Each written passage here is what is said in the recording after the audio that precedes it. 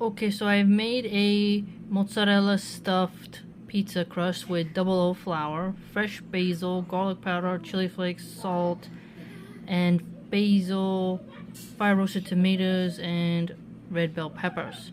We shall put this in the oven and see how it comes out.